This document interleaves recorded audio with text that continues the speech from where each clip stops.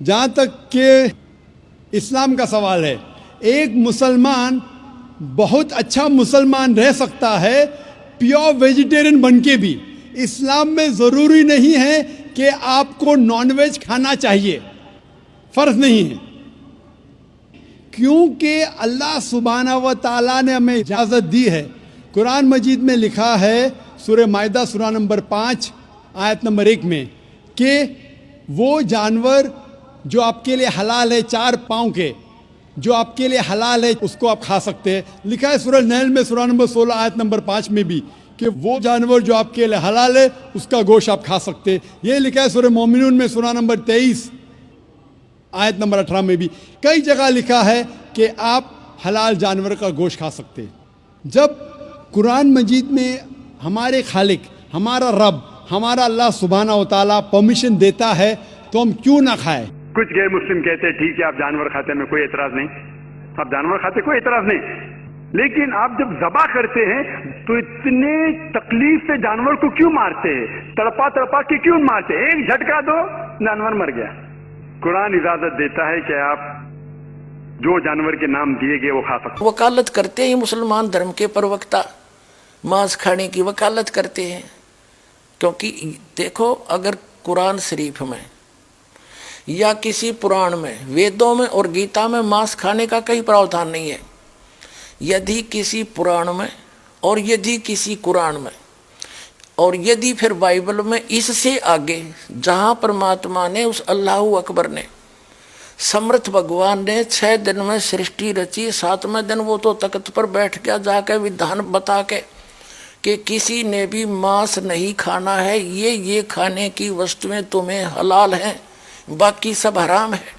इससे आगे कोई लेख उल्लेख है, चाहे वो पुराण में है, चाहे कुरान में है, चाहे बाइबल में या तौरात में है, या चाहे अन्य किसी इंजिल में है या ज़बूर के अंदर है, वो अल्लाहु अकबर का आदेश नहीं है, वो किसी अन्य देव का आदेश है। उसका आदेश पालन करके आप उस अल्लाहु अकबर के विधान को तोड़कर दोषी बन जाओगे।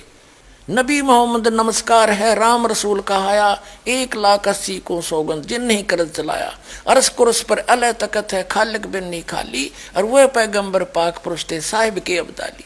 उसी परमात्मा ने कहा है कि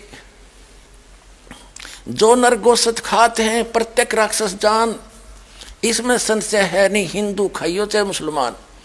कहते जो मांस खाते हो प्रत्येक राक्षस हैं, चाहे हिंदू हो चाहे मुसलमान। ये तुमने अपना फार्मूले आप बना रखे, उन महापुरुषों के आदेश नहीं है।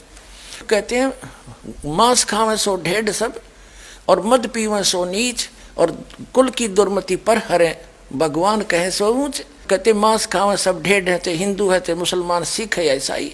और कहते हैं मद पीवे सो नीच, शराब पीते वो महान नीच आदमी है, और अपने कुल का भी नाश करते हैं। केवल जो उस अल्लाहु अकबर का सच्चा नाम जपते हैं वही ऊंचे हैं।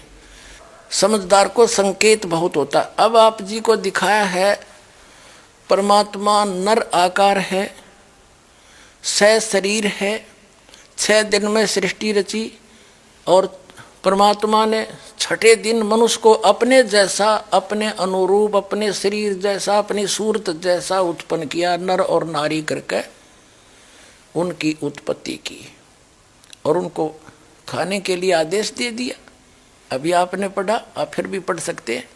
और आगे फिर वो क्या कहता है देखो, और परमेश्वर ने कहा, नर और नारी करके उनकी सृष्टि की, और परमेश्वर ने उनको आशीष दी, उनसे कहा फूलो फलो और पृथ्वी पर भर जाओ और उसको अपने वश में कर लो, और समुद्र की मछलियों तथा आकाश के पक्षियों और पृथ्वी पर रेंगने वाले जंतुओं पर अधिकार रखो। यानी उनसे जैसे इंसान ने शेर तक को भी काबू कर लिया, हाथियों को भी बांध लिया, तो ऐसे कंट्रोल करने के लिए कहा उन्होंने। आगे देखो फिर परमेश्वर ने उनसे कहा, यानी मनुष्यों को भी, फिर परमेश्वर ने उनसे कहा कि सुनो, जितने बीज वाले छोटे छोटे पेड़, ये मनुष्यों के लिए आदेश है, सारी पृथ्वी के ऊपर हैं, और जितने वृक्षों में बीज वाले फल हैं वे सब मैंने तुमको दिए तुम्हारे भोजन के लिए। मनुष्य के लिए उस अल्लाह ताला का आदेश, अल्लाहु अकबर जिसने 6 दिन में सृष्टि रची, 7वें दिन तख्त पर जा बैठा, वो है अल्लाह अकबर है, वो अल्लाह कबीर है, वो कंप्लीट गॉड है, वो सर्जनहार है, वो क्रिएटर है। उस क्रिएटर का आदेश नहीं है मांस खाने का मनुष्य को, ये पक्षी पशु पक्षियों को भी नहीं है। आगे देखो, तुम्हारे भोजन के लिए, ये तो मनुष्यों के लिए। आगे देखो, यहाँ आगे हम, और जितने पृथ्वी के पशु और आकाश के पक्षी और पृथ्वी पर रेंगने वाले जंतु हैं, जिनमें जीवन का प्राण है, उन सब के खाने के लिए मैंने सब हरे हरे छोटे पेड़ दिए, और वैसा ही हो गया, यानी घास फूस है। और तब परमेश्वर ने जो कुछ बनाया था वो देखा, तो क्या देखा, वह बहुत अच्छा है। तथा सांझ हुई, फिर भोर हुआ, इस प्रकार ये 6वां दिन हो गया। अब 7वां दिन, यूं आकाश और पृथ्वी और उनकी सारी सेना का बनाना समाप्त हो गया, और परमेश्वर ने अपना काम जिसे वह करता था 7वें दिन समाप्त किया, और उसने अपने किए हुए सारे काम से 7वें दिन विश्राम किया। और परमेश्वर ने 7वें दिन को आशीष दी और पवित्र ठहराया, क्योंकि उसमें उसने सृष्टि की रचना के अपने सारे काम से विश्राम लिया। ठीक, अपने आत्माओं, जो क्रिएटर है, जो सबका रचनहार है, जो अल्लाहु अकबर है, जो सुप्रीम गॉड है, उसने 6 दिन में सृष्टि रची, 7वें दिन तख्त पर जा बैठे। उसी के विषय में कुरान शरीफ में स्पष्ट किया है कि ये वही है। कुरान शरीफ का ज्ञानदाता कह रहा है, ये वही अल्लाहु अकबर है जिसने 6 दिन में सृष्टि रची, 7वें दिन तख्त पर जा बैठा। उसकी खबर किसी बाखबर से पूछ लो, वो तो 7वें दिन सारी रचना रच कर चला गया। उसके बाद इस काल के अंतर्गत आ गया बागडोर, और इसने फिर अपने 3 पुत्रों को ड्यूटी दे रखी है। इस काल भगवान ने भी अपने 3 पुत्रों को, ब्रह्मा विष्णु महेश को ड्यूटी दे रखी आँखी संभालन की, तो वो आगे ही ने बागडोर संभाल ली।